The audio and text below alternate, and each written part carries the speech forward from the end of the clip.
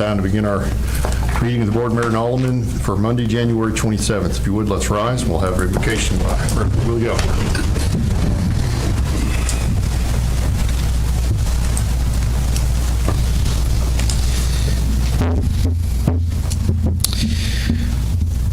O Lord, our Lord, how excellent is your name in all the earth, who have set your glory above the heavens, and out of the mouth of babes nursing infants you have ordained strength because of your enemies, that you may silence the enemy and the avenger. O Lord, our Lord, how excellent is your name in all the earth. Let's pray. Heavenly Father, we thank you so much, and we acknowledge your excellency and majesty. We acknowledge your greatness, that you are Lord and ruler over all creation, over all nations, and all states and municipalities. Father, we assemble tonight to do the work you have called us to do, and we ask your blessing upon this meeting and upon this gathering and upon the work that we have set before us. And Father, we ask your blessing upon it, that you'd be glorified in it, and we ask your continued blessing upon our nation at our local, state, and national levels, and we pray all this in Jesus' name. Amen. Amen. Pledge allegiance to the flag of the United States of America and to the republic for which it stands, one nation, under God, indivisible, with liberty and justice for all.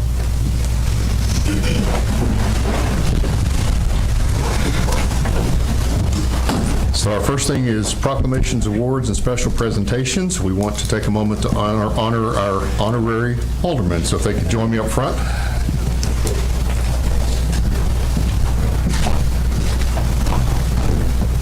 Mayor and Youth Council this evening, we have Carly James. Make sure that your last name, Ever Tinsley. I guess I should not come here. Photos. Once you here. That place that fits down here, where you hold this weekend like that.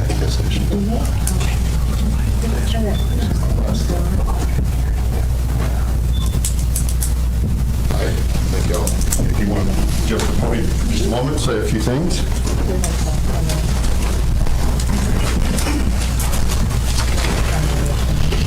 Introduce yourself and tell us a little bit about Tullahoma High School. Good afternoon. I'm Harley James. I'm a junior at Tullahoma High School.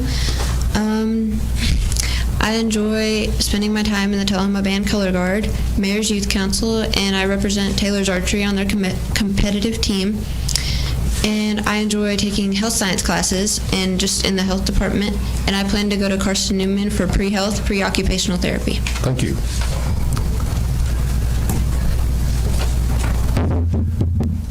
Hello, my name is Everett Tinsley. I'm currently a junior at the Tullahoma High School. I'm a part of NHS, NEHS, cross-country team, track team, and the Tullahoma Band. And I don't know what I plan on doing for college, but I'd like to do something in mathematics or chemistry talk. That's what I plan on doing. Thank you so much. Thank you. Thank y'all for being here this evening. Comments from citizens. Did we get anybody to sign up for comments? Mr. Carpenter's here. Okay. I didn't sign up, but I'll do that. That's okay. Go ahead. Yeah. Good evening, Board. Mayor and Aldermen.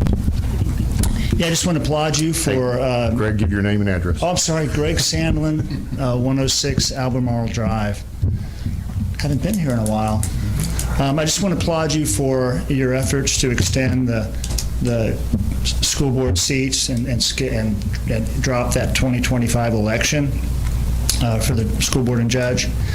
You know, the candidates are already having to get their petitions ready for a February 20th deadline, so the time is of the essence. And lastly, with that $50,000 we're saving, I would just advocate to maybe to obligate that to something like some linear feet of roads repair or asphalt. You know, 300, 400 feet of road would be a good place to spend that. But thank you for your service. Thank you, Mr. Sandlin. Who else? Mr. Carpenter. Mr. Carpenter. Clint Carpenter. I reside at 214 Lakewood Drive here in Tullahoma, but I come to you tonight representing TDOT, Tennessee Department of Transportation. My official title is team lead of the Tullahoma Construction Office here in town, so I'm over all the construction projects in the area, including the Wilson Avenue project here in Tullahoma. So I wanted to come talk to y'all, let y'all know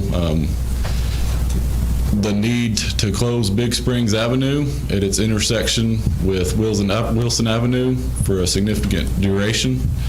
I'm working with the contractor right now, who's our prime contractor is Dement Construction, which project is going well. I'm not sure how much info y'all want from me right now, but I did want to bring up the need to close Big Springs.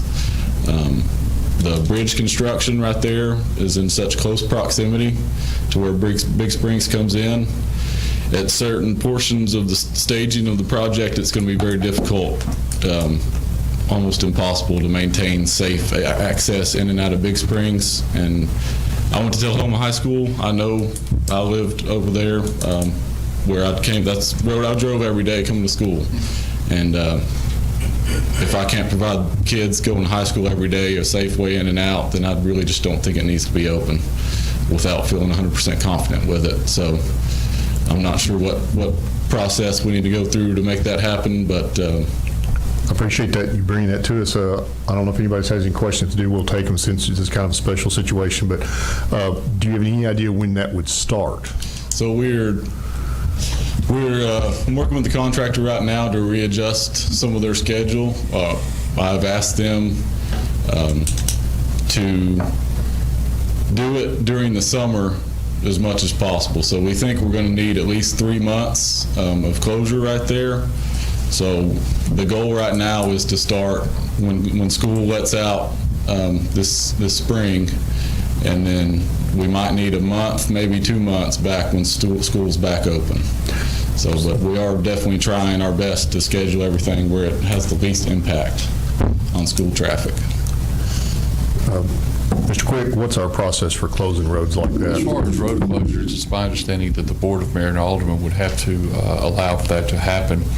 I can put this on the agenda for our next meeting, and I can put it for an item for discussion, and then also I can make sure that we have input from Public Works and also from our Tullahoma Police Department and our Tullahoma Fire Department. I think we also need to coordinate that with Tullahoma City Schools. It's going to impact them quite a bit. Yes, sir. So, is there any alternative access points? I know there's that road that goes, and that might not even be a city street, but it goes behind Microcraft and comes out on the opposite side of that gas station.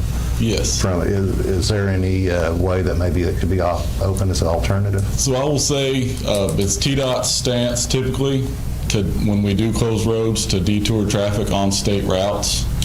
So our proposed detour route would be because most of the traffic is coming from Cedar Lane, would be to take them all the way to 41A Jackson Street, turn them left at the intersection at Walgreens, and then they can access Big Springs from 41A turning left. So that would be the official detour.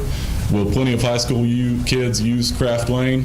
I'm sure it will. We're not going to close it, and I'm sure they will. I think I've discussed with Jason that it's actually a private road now. It is. So we need to talk to them as well, let them know in case they want to close that off and have heavy traffic coming through their property. That would be my responsibility, but I mean, if y'all want to, put me give me the right contact, but absolutely, we'll be talking to them We about can do it. that. And I know that section's in rough shape, so. I happen to live over in that area, and I had 2 comments. One of them, it seems like they were blowing and going, and then all of a sudden they put the brakes on. Is there any particular reason? Good. And the second thing is, and this is thanks to the city of Tullahoma, your private contractors do not do a very good job when they dig something up to put proper pavement down. We had that on Wilson Avenue. They came in, dug it up, and there was about that much. Unfortunately, the good citizen or the good community ended up putting some quicksack down and flattening it out, but it was an absolute bump. Yes, it's a constant battle to maintain those cuts. You get into it's all going to be redone fully, so how much do we want to put into it cost-wise? Because we're just going to dig it right back out in the next year or two. So. I understand, but that's 2 years of having to have your tires banged up. Is that something we can contact you if it happens Absolutely. again? Great. Absolutely. Good to have a contact. Yes, sir. But also on this, staging on this, I think. Can they you protect picture it. my home address out? I wouldn't suggest that, unless you just want a lot of phone calls from people who live on that side of town. But it's curious as to why all of a sudden that they've seemed like they've stopped. So we got phase 1 of the bridge completed. Yeah. We have to do some storm drainage work. That the weather this winter has been rough to get good productive work out of that. And then also this discussion we're having right now has impacted some of the progress you're seeing as well, as far as it doesn't make a whole lot of sense to keep pushing on the bridge. We're going to have to wait till summer. And it's not, but that's not going to impact the overall completion date. We feel like we've restructured things well enough where we still feel very confident in our overall.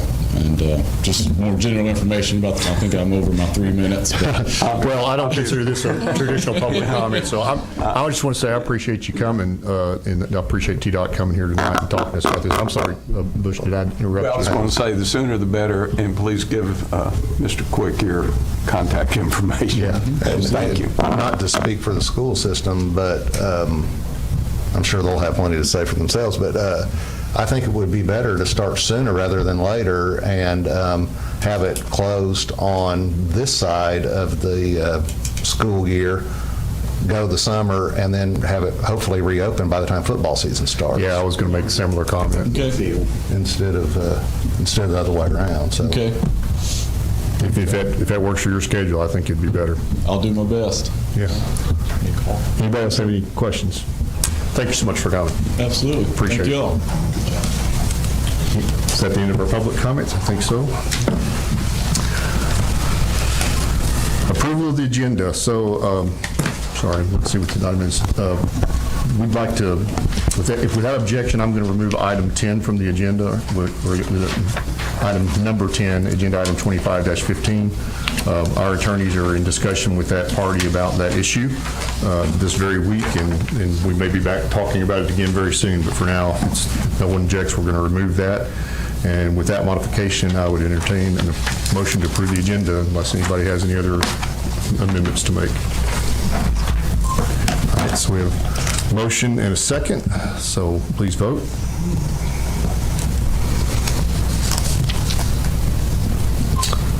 Six yes, one absent, so I forgot to mention that on the attendance. Department reports. Or, I'm sorry, I do it every time I read it because I'm reading and it's in our package. Alderman reports. We'll start with Mr. Tullahoma. I have no comment. All right. I have no comments tonight. Thank you. Mr. Gregg. I have no comment either. Well, it's going to be fast tonight. Who's going to ruin it? Mr. Novia? Put the pressure on you. No. Just a few. I wasn't able to attend the Planning Commission meeting or the Board of Education meeting due to taking my grandson to the doctor, but I would like to congratulate those teachers who were recognized for their tenure. Also, I did attend the Tullahoma Housing Authority meeting, and I want to give a shout out to 3 of the residents of the Dossett Apartments.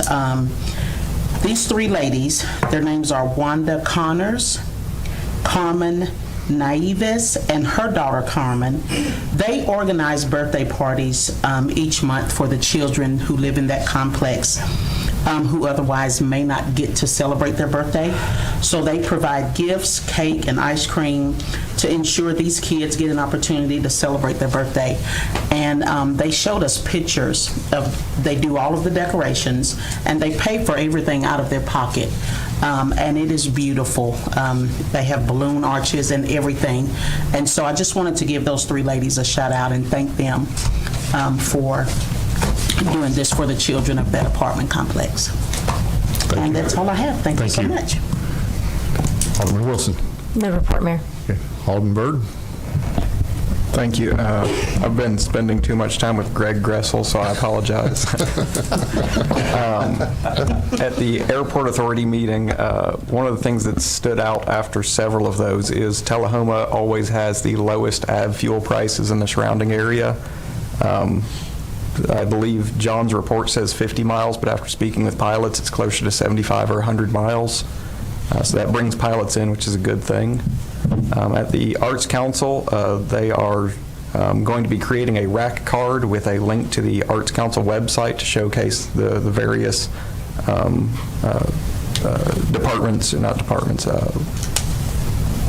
organizations that make up the Art Council. I was able to attend the legislative breakfast, and it was good to hear some of the needs from our departments at the state level, and then also hearing about some of the upcoming state votes. I was able to attend the MTAS Elected Officials Academy, and that was very informative, so I appreciate being able to attend that. That's all I have. Thank you. The mayor's report, I've just got two items. The first item is I was fortunate enough to be able to attend the Martin Luther King Jr. festivities last Monday. Man, time flies. That was a really good event, except for the march from CD Stamps to City Hall facing into the wind, because it was 8 degrees when we left at 8:30 in the morning. So we had a small group. A lot of folks chose not to walk that just because it was practically a health hazard for some folks to walk that. But I appreciated everybody that participated in that. We had an excellent ceremony later, and I was able to say a few words, which probably were not nearly as impressive as the Reverend that spoke as the keynote. Was fantastic, but I appreciated that opportunity and appreciated that we were able to continue that walk even though it was really, really cold. The other item I have is there's an upcoming vacancy on the Tullahoma Airport Authority. Dr. Daniel's second 5-year term is going to expire at the end of February. So if people are interested in being a member of the Airport Authority, that'll come up towards the end of February. So get your citizen participation forms in, and sometime in March, I assume, we'll be appointing someone to be a member of the Airport Authority. Report from the city administrator. I'm going to try to take everyone's cue and be as brief as I can. I want to thank Lyle Russell and Robin Morrison for all they do behind the scenes for that legislative breakfast that we had on Friday. I think it was extremely well attended and well organized. I wanted to say thank you to both of them for all that they do. If you look on page 16, at some point in your agenda, you'll see that planning permits for the year January through December, we issued 454 permits for a assessed valuation of $75 million. So we're continuing to see a lot of business activity coming this way, residential. Winston Brooks and I were able to go on a visit last week with some other residents of Tullahoma to look at a potential business that may be looking to relocate to Tullahoma, or not relocate, but to open a location in Tullahoma. It'll be a healthcare service arrangement that works directly with senior adults. So I think that is going to be something that's very positive for our community. And the report for our December financial report, sales collections are up 5.3% in December over same place last year. So we continue to see some strong retail activity. I want to thank Tullahoma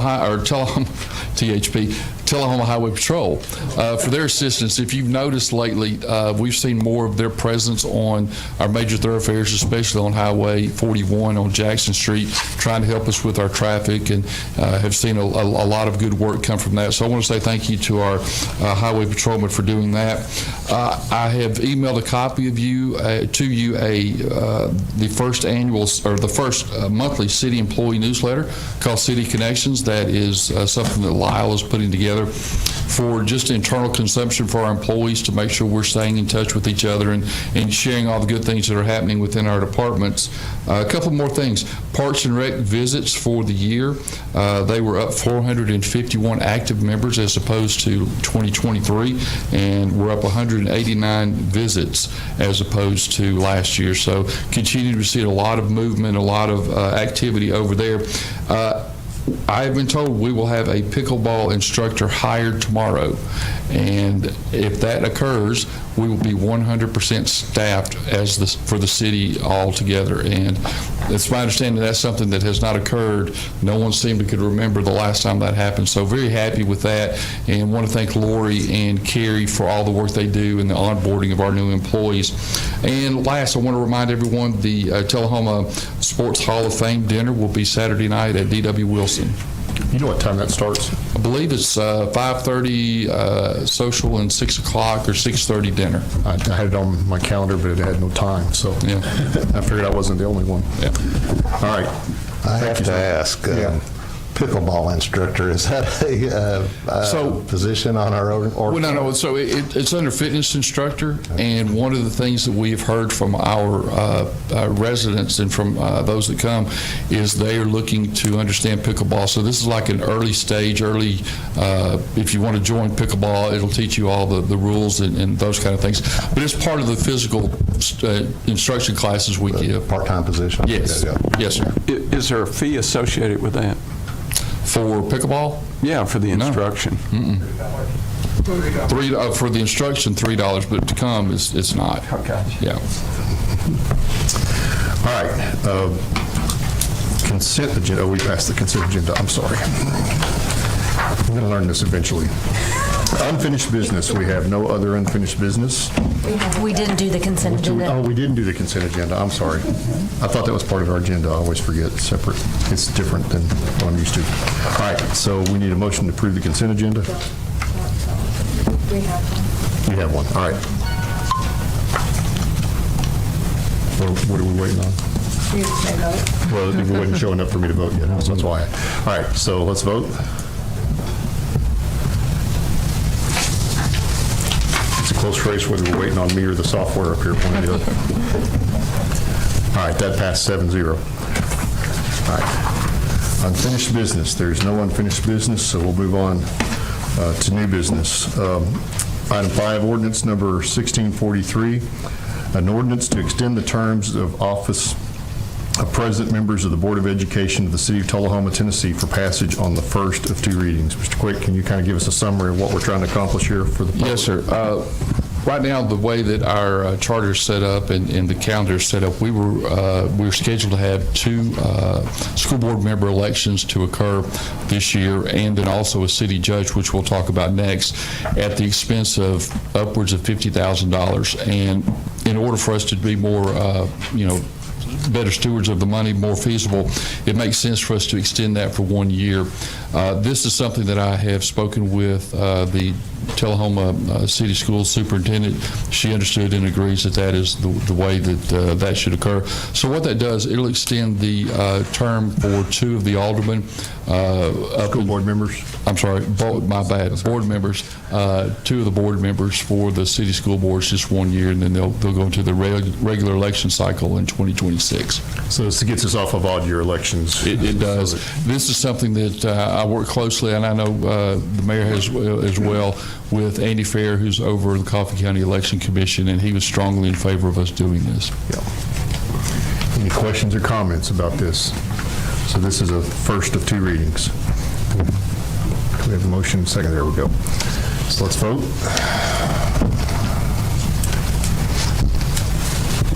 Item passes 7-0. The next one is a similar resolution, item number 5, resolution number 2018, a resolution by the Board of Mayor and Aldermen of the City of Tullahoma to support an amendment of the city charter to extend the term of the city judge and establish residency requirements. With motion and second. Okay, good. Is there any discussion? Yeah, I was about to have this ask for discussion. Okay, I had a question. Is this part of the reason for the cycle that we just went through on the school board? It's the same thing. Having to have a But this one, as I understand it, this one is not in our chart. I'm sorry, this one is in the charter, and so now this one has to go to the state for approval. Gotcha. As opposed to the other 2 were not in our charter. Gotcha. Mr. Glick. I thought when we were going to bring something forward to change the charter, it had to be supermajority vote, and it was like more than 1 vote. It does. It has to be supermajority vote, right?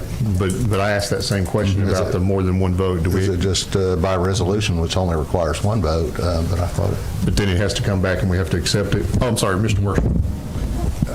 That's correct. It's got to be a supermajority vote the first time we enact the resolution. Then it goes to the General Assembly. Once they approve it and it comes back, we've got to have a supermajority vote to approve it once it becomes a charter. so. It's just a resolution both times. Just a It's never- resolution, the okay. same resolution that goes up. They'll edit it, they tweak it, they always do, then they'll send it back. It should be substantially the same as what we're sending to.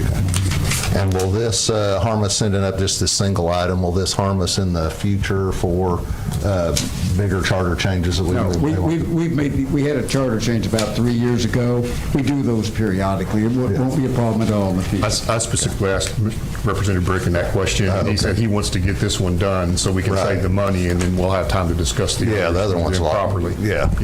He said it would be fine. Just for point of clarification, for the school board elections, that was an ordinance since it was not in the charter, so that requires the vote. The other thing on the extending the judge term, it does call for residency requirements for the city judge, and he or she shall have been a resident and maintain his or her domicile for 1 year prior to said election. So that's an additional to just extending the term. Any other discussions or questions about that? Mr. Tillman? Oh, he was adjusting his mic. All right. If there's nothing else, let's vote.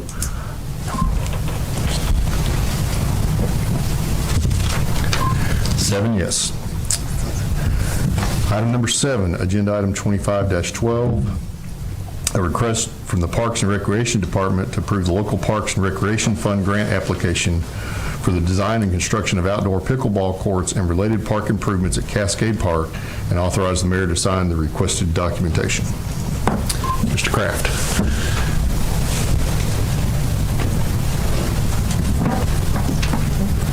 Mayor, as y'all already talked about, pickleball is a very fast-growing sport. Murfreesboro's built outdoor courts. McMinnville has built outdoor courts. We have 3 courts inside at D.W. Wilson. They stay busy pretty much all the time. Pickleball is very similar to golf. People that are really good at golf don't want to play with people that are not really good at golf. So that's the reason for the class, is to kind of help people get up to speed. But on page 46, 47, and 48 of your packet, you can see the RFQ we sent out to Los Design for a conceptual design for outdoor pickleball courts across the street from D.W. Wilson. There's the master plan, which has 8 courts, but this would just be a phased plan with just 4 courts.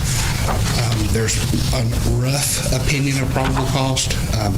Those are basically the numbers that they plugged in. I have not gotten a quote from anybody. But the local Parks and Recreation Fund grant is a 50-50 matching grant for municipalities. We've applied for several over the years. The 2 most recent I can think of are $450,000 for D.W. Wilson's renovation in 2008, and about $40,000, I believe, for the 2012 playground we built in Fraser McGoon Park. It is administered through the state of Tennessee, which is now called the Office of Outdoor Rec. The National Park Service, actually, through the Department of Interior, is where the money comes from. So this is the project that we'd like to apply for. There's a $250,000 version, a $500,000 version, and a $750,000 version. So the way I wrote this up was just up to $750,000. That doesn't mean that it has to be. It can be a smaller project. We can cut out portions of what we've had drawn. Keep in mind, we do need to build the courts. They'd have to have lights, they'd have to have fencing, and ADA. Stormwater is also something I can't get around. But we chose Cascade Park because there's already a restroom, there's already a parking lot. We would like to do some parking lot upgrades. That's what the site amenities are for. We wouldn't know until FY26, so this is something you have to budget for. This is something you either have to put in a capital improvement list or something like that. If awarded, and there is a chance we may not get the award. I think we have a pretty good chance in speaking with the Office of Outdoor Rec. If you have any questions that I haven't answered, I'll be glad to answer. Go ahead, Mr. Thomas. I looked at these figures, and I'm not opposed to pickleball. In fact, the one time I played it, I enjoyed it in a 20-mile-an-hour wind on the outside court. But looking at this seems pretty extravagant in my mind. The first phase is $1.15 million, and even if we got the grant, that's a 50-50 split. I don't know if these are final figures, but it would be my opinion that if we go back to the drawing board in my opinion, look at something a little more feasible. You know, we're having issues, as Mr. Sandlin brought up, on paving streets that affect a whole lot more people than pickleball courts. I agree, and this is a rough opinion of probable cost. It probably came out of a book from an architect. It is not anything I've priced. And I agree, and streets and everything, drainage, that type of stuff is important. This is more of a quality of life thing for attracting, you know, people that, I've heard that, you know, UTSI has trouble attracting places or people to attend because there's nothing for their wives to do or kids to do. It's kind of like the Greenway. This is a quality of life project. Well, I support the quality of life. I just don't agree with the price tag. I don't either. I thought it was extremely high. And I wouldn't want to put my signature on something until I had a better figure. This is really early on in the project. We are just applying for the grant. We haven't really picked exactly what we're going to do. There are things that I would cut out. Well, if we apply for the grant, we don't have to specifically state what it goes for, correct? So, We because have it was a to pretty identify a broad. project, and Yeah. it does have to fall into getting people outside. The National Park Service Department of the Interior, their grants are to get people outside. It's not for, you know, building things that, you know, ball fields, things that get people active. Well, I understand. So it has to be You know, something like that. pavilions and things on that line.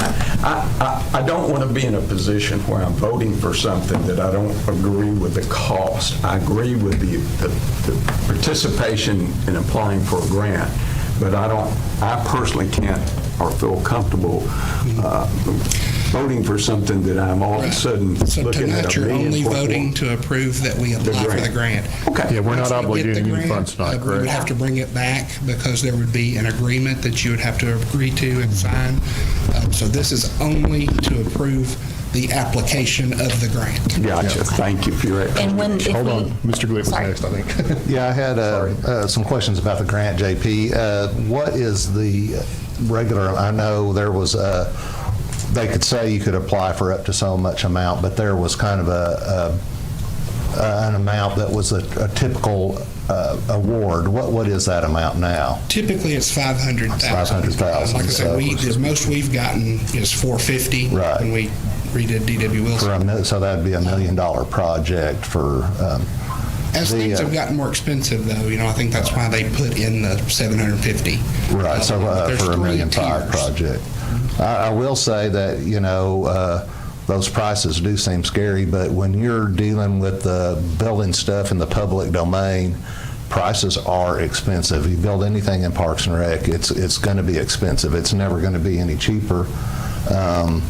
And pickleball, despite its unfortunate name, is started out as kind of more of a hobby and is now the fastest, for the last several years, been the fastest growing sport in the world.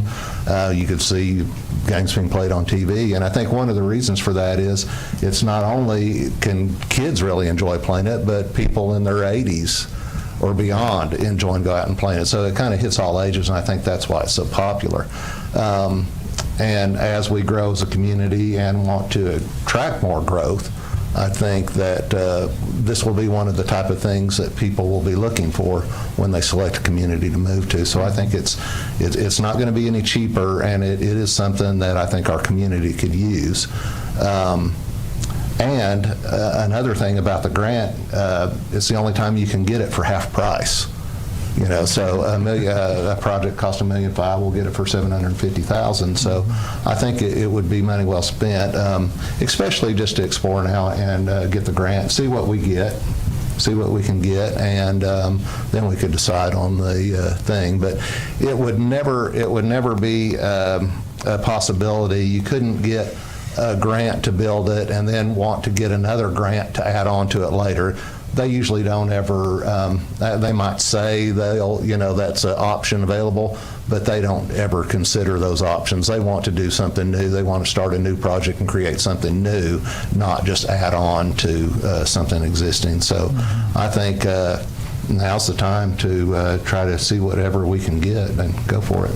Ms. Wilson and then Mr. Byrd. Go ahead, because he Okay, had questions. we haven't all gotten used to using our press buttons, I think, so I was trying to judge by who I heard first. Thank you.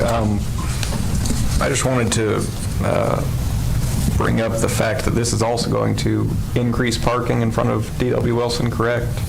And this would That's one also, of the proposed, would also add 400 to 600 feet onto the greenway and the ADA crossing in front of D.W. Wilson, correct? It probably won't add that much greenway because they cut most of it out in that phased design. Okay, I see that line I would only focus on the ADA entrance to the pickleball courts and probably cut it off there. Anything that goes past there, it could be, in phase 2. Okay. And we would always be able to trim this down some once we got to discussing the actual cost, There's correct? a pavilion there, there's the parking improvements, the greenway extension type deals, all of that can be, I can't really do much about stormwater or the ADA sidewalk. All right, thank you. Ms. Wilson. Good. Everybody's already said everything. Okay. I had one additional question.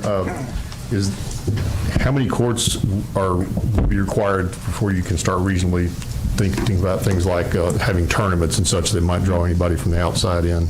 Oh, I think they could do that on 4. They've had them in the gym with our 3 courts. Okay. Anybody that's been in our gym knows there's some old goals that hang down on courts 1 and 3, and they absolutely hate that. They want the middle court where there's no obstructions. And, I would like to. I didn't know what size those tournaments required, number of courts. It would be a smaller tournament, but I think you could do it. McMinnville just has 3 courts, and they've done it. Okay. I think one of the other things that will help is JP has done a great job of setting up the gym where it's accessible for pickleball, but it basically takes over that entire gym. So other activities, other things that we would want to do with that gym are always locked up during the day. So that would help free up that space in order for us to offer more activities. The other thing, I want to reiterate what JP had said. We looked at pavilion costs. I think the pavilion costs seemed a little strong for what we considered. So we definitely know that there's a way to put some sharpened pencil to this thing to make sure it works for everybody. Things will cost more than what they think anyway. Mr. Tone. Yeah. The only thing that I want to make sure of, that what we're really voting on is we're asking for the matching funds, not a project. Right. Yeah. For a project, correct? In other words, if we're applying for the money, we're not applying for a pickleball court. We are. That'll be. Yes, you have to identify the project. So we have to ask for it? You have to identify the project. Right, yeah. So we don't have an opportunity now to go back and start looking at this as a,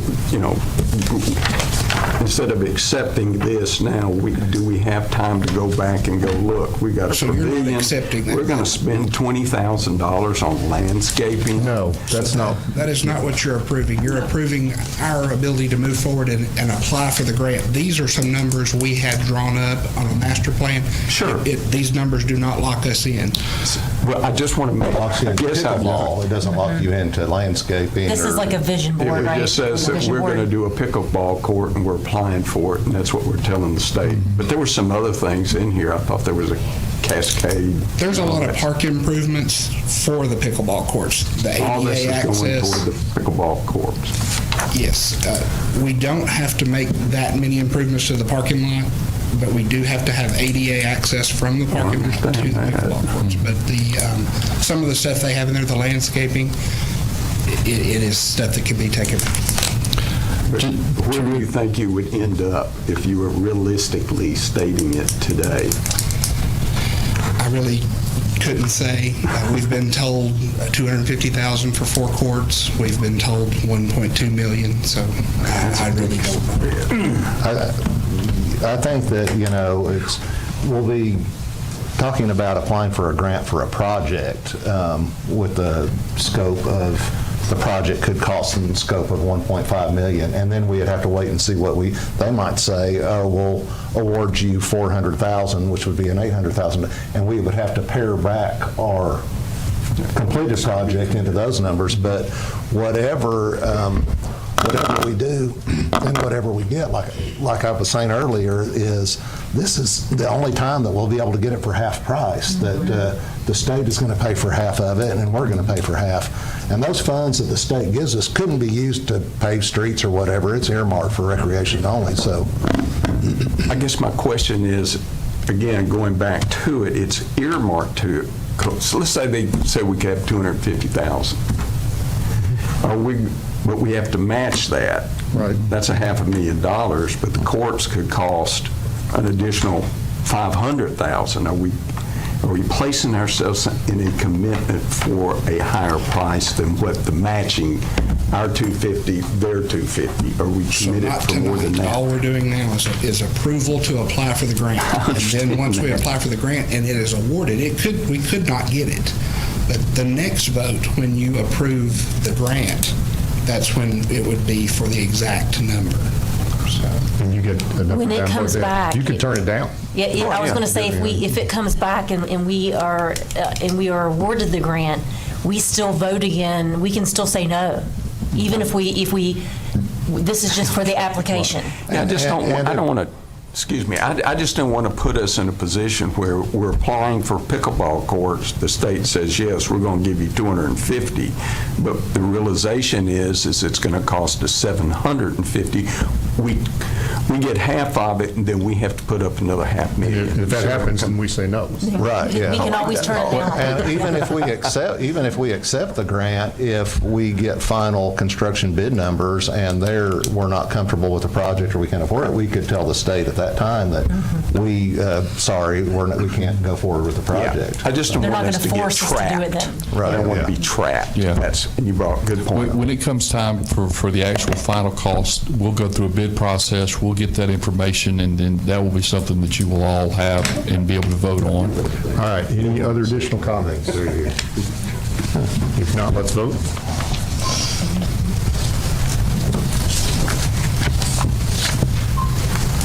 Seven yes.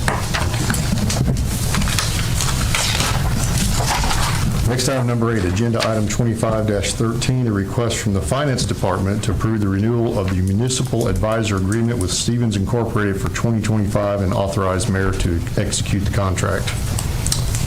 So basically, we have a municipal advisor whenever we're looking to issue debt, such as, for example, Jack T. Fair. And this person works alongside Sue, making sure that we understand what the debt structure would look like and all of the parameters of that. We only pay them if we actually have to use them for the issuance of debt. So this is the same agreement that we've had before. I know Sue has been very happy with the service that she's gotten from them, so we're just asking to sign another contract should we need them at some point. And just to clarify, this is an advisory role. We're not taking loans out with this company. They advise us on whether to take loans or the terms of the loans, right? Yes. My question here, I hate to bring up all these questions, but my thought is this comparable, the pricing they offer, comparable to other firms that do this kind of stuff? Yes, we did an RFP for firms before and met with these people and had the school, representation from the school involved too in the selection when we picked up Stevens. And they're competitive, they're local, and they're good to work with. Well, that's the key to it.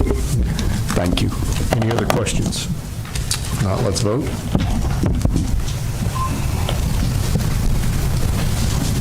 Seven yes, thank you. And final item on the city agenda, agenda item 25-14, a request from the city administrator to schedule a study session to allow the city building feasibility study project team to fully present its report on its assessment of potential options regarding the future of a city building for the city of Tullahoma. Mr. Quick? Can we pull that up on the screen? Okay, so you'll have a copy of this, and this is going to be a 30,000-foot overview, and just trying to give you where we kind of landed on this. So in March of last year, Resolution 1980 was brought before and passed, where there was a request to do a feasibility study on the current building. One had been done several years back, so we were asked to take the previous report, bring it up to date, look at what the building looks like since that last study. The building that we are currently in was built in 1954. I think many of us know that it housed the public utility, it had the city hall, it had fire department, police department. So that it was built as almost a all-in-one kind of a building. The structure is aged, and it has basically outrun our current physical needs and what we need from a building. Space limitations have created silo mentality for departments. As departments have grown, they have moved out of the building, and that creates some of those silo issues that we've been working with as I've come on board. And then we have some physical and operational deficiencies. I can tell you from what we're doing from a physical standpoint when it comes to heating and air and some of the basic utilities, we're paying a lot more than what we should. All right, so basically what's the desired statement is for us to come back to you with a comprehensive study to determine the best option. You, as the Board of Mayor and Aldermen, will determine what that best option is. We're going to give you 3 that we think is something to consider, and then we're going to ask for you to have a study session to determine what you would like to do, if anything. Based on our assessment, we should be able to get 18,000 square feet, or we would need 18,800 square feet in order to bring in planning and codes compliance and maybe another department should we choose to. So we would house additional departments, and it would also be able to meet the future needs of the city. We would be looking at, if we were to go forward, not what does the city need now, but in the next 50 years, what does this building need to be able to do for us as we grow in numbers. All right, the analysis of the problem. So again, we know the current structure does not meet the needs of the city. There are some probable biohazard and other safety concerns throughout the building. We know that there's a strong public sentiment for this current building. For especially some of those that have been born and raised here. This is where City Hall is. This is where it's always been. We are at the beginning of a residential growth spurt, as mentioned in some of those previous numbers. We know that the current downtown location where we are now is very desirable, and there are multiple options for us to look at. So put together a project team where Sue, Butch, and I worked with several. We went with Alan Hill. He was the one that was involved with the police department, so he fully understands not only the city, but also understood this building from some of his previous interactions. We had Scott St. John as our structural engineer, and then we also brought on Tim Little from OLG from a mechanical engineer standpoint to produce an assessment. Basically, our focus was to define what's our project scope, what are we looking to accomplish, identify the required data and resources that we need. We wanted to make sure that everybody understands the true existence of the building. When you drive by, you can see it from the outside, but really what does the inside look like, and what does a normal day look like for those of us that work within the building. We wanted to see what those optimal space calculations would look like for a new structure, get cost estimates for each one of our identified solution, but then also try to give you what we see as our advantages and disadvantages for each one of those, and then we just kind of assigned our task and moved on. For those of you that don't know, that is our existing floor structure. Doesn't show well from the screen, but you can look at it, and many of you have been throughout our building. You will notice, though, that especially on the right side between City Hall and the police department, there's a lot of space that is not used, not able to be used, that is something that we still have to provide heat and air and other resources towards. So the existing structure, we definitely have water damage from deteriorating masonry and stone veneers. We had an issue just a week ago where we had a lot of wind and rain come in, and then we started having roof leaks where we weren't expecting roof leaks. I had to call over our director of safety and compliance because we had water hitting electrical wiring and circuits that were exposed, so we were concerned about fire and whatnot, so we were able to get our maintenance over here to make sure that we were good there. I don't know who, I think probably 30 or 40, 50 years ago, somebody came in and they were a flat roof salesman because they sold Tullahoma, a lot of Tullahoma buildings, school buildings especially, on flat roofs. And so there's continual issues that we have with our flat roof. Our HVAC system, we continue to try to keep piecemealing it together. Stroups has done an outstanding job of keeping us up and running, but we know that there's going to be a need to get all that replaced. Our plumbing is a huge concern for us right now. There's basically a water line that runs from tip to end that is made out of clay and some other material that is not supposed to last for 50, 70 years. And I will tell you this, if Butch were here, he's at a doctor's appointment. he would tell you he thinks we're living on borrowed time, that if that pipe were to have issues, we would have to evacuate the building post haste. So we have that major concern. There's also concerns about our electrical system overall. We have breaker boxes all over, and what we've had, and again, kudos to all of those that have been a part of this, is you've been trying to put together Lego pieces that really didn't need to go together, but we have electrical circuits that probably would not pass the newest codes that we have with ICC, and that just creates concerns for us.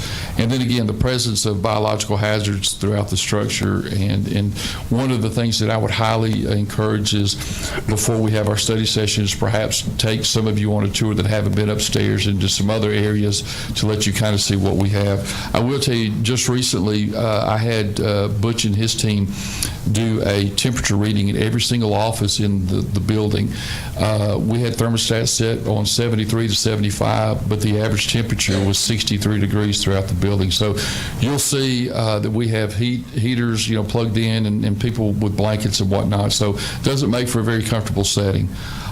So here's some potential solutions. We came to you with 3. Basically, we would look to build a new building on this current site. The advantages for that is we can do a complete redesign for our future needs.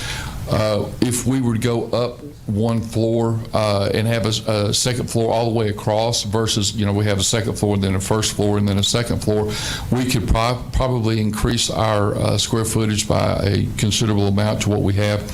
We would have reduced site development costs because we own this. Basically, we would be looking at just the demolition. And then another advantage is the sentimentality of this downtown location that so many people appreciate. What are some of the disadvantages? Because of the way that our lot is set up, we would have limited configuration opportunities on how we would really want to create. Basically, we'd be able to go from tip to end like we are now, but we would just be able to build up. Major disruptions to the major thoroughfare, obviously the major thoroughfare being North Jackson and the intersection with Grundy, that would be something that we would have to contend with. The higher per square foot building costs are strictly due to the demolition, so that would be, if we were looking to go into a brand new building, you don't have those demolition costs, or to another building. We would relocate all of our employees that are located here currently for anywhere from 18 to 24 months.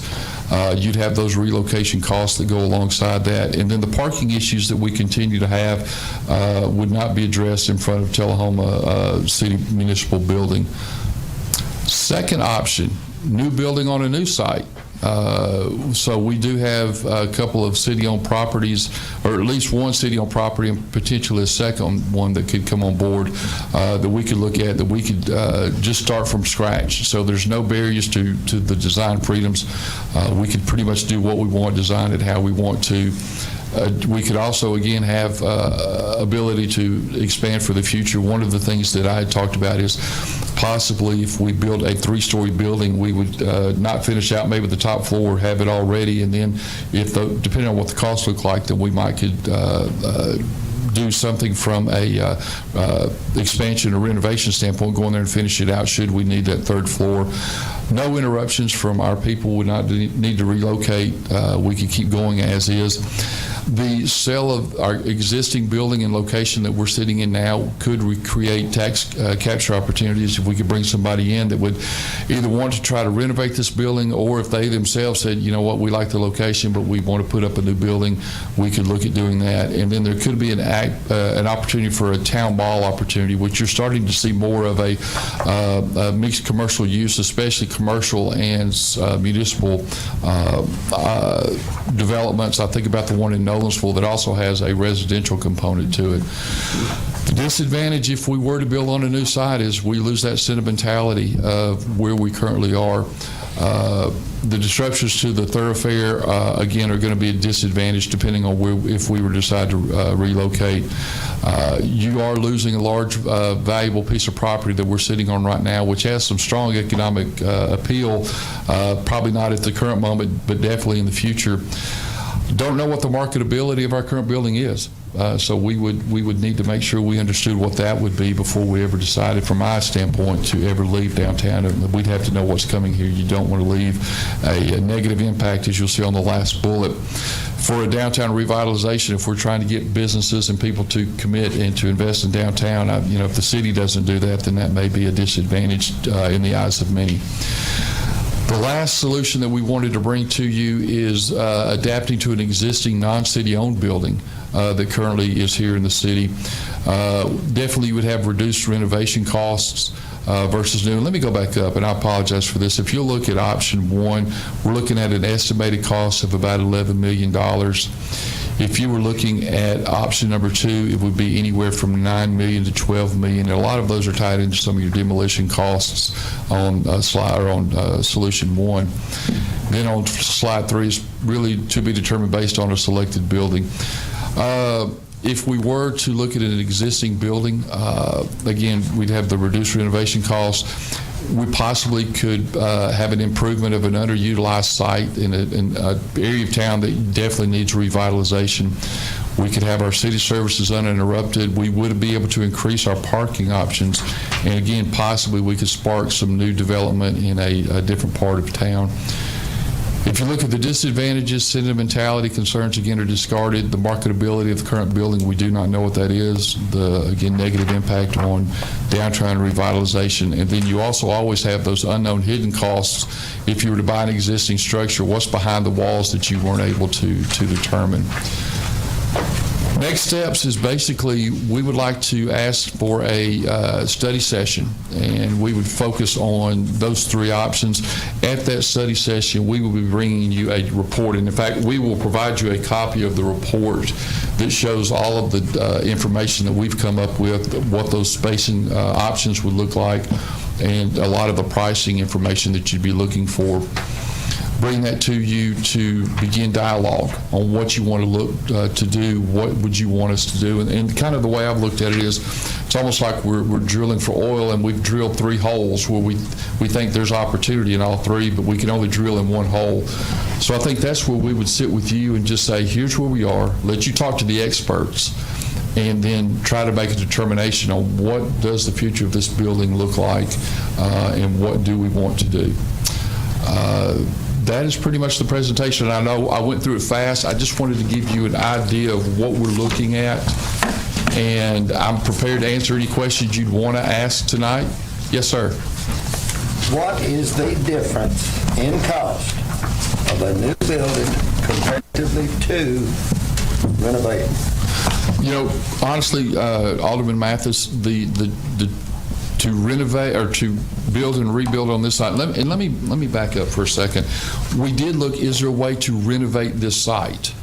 But the cost to renovate this site is going to be the same and could be even a little bit more than if we tore it down and built it back up.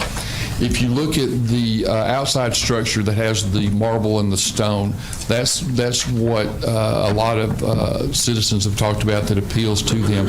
If we were going to try to maintain that, in talking to the engineers, in order for us to do that, it's going to be 50-50 on if we can ever even do that without disrupting the stone outside.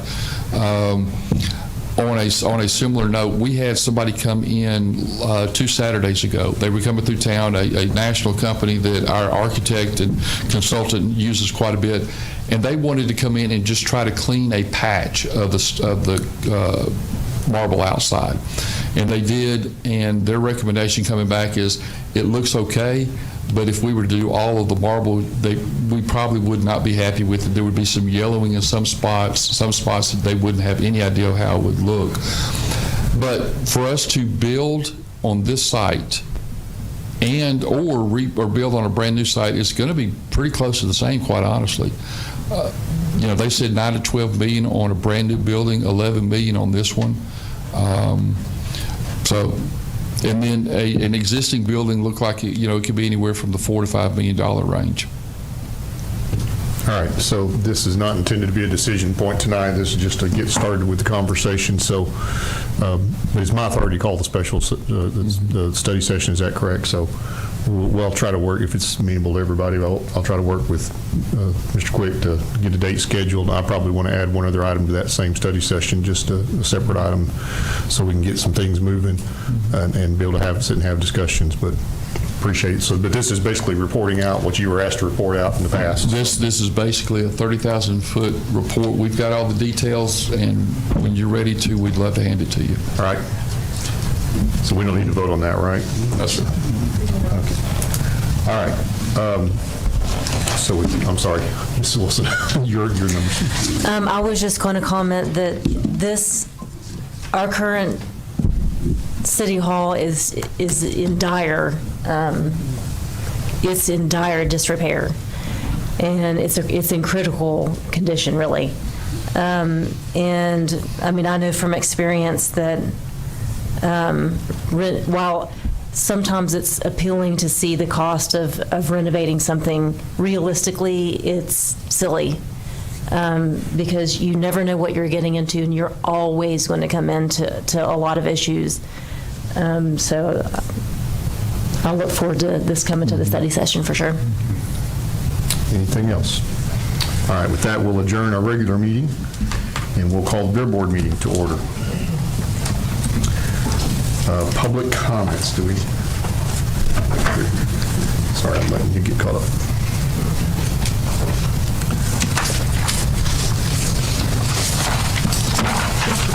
Don't see anyone wanting to make public comments. Other unfinished business, none. And here we go. New business, item number 25-BB01, a request to approve a beer application special permit nonprofit and waive fees for the Tullahoma Sports Council for the Hall of Fame and Awards Banquet on Saturday, February 1st at the D.W. Wilson Community Center. Is there anything that needs to be said here? I got a question, and this is more from my insurance background. Does the city require insurance provided when they're using city buildings? Yeah. Let me assure you, you want to be added on the liquor liability. Yeah. This is not for liquor. This is only for Well, it's beer, but it's an alcoholic beverage. I can cite you in the past where the owners of buildings were brought into lawsuits where the beer was distributed. They didn't have anything to do but furnish the building, but they were brought into lawsuits. We're always named as additional insurance. Good. Just to be sure it's on the liquor liability, that's usually a separate policy. Every 501c3, we require insurance whenever they use one of our facilities. Good man. Yep. Any other discussion? All right, let's vote.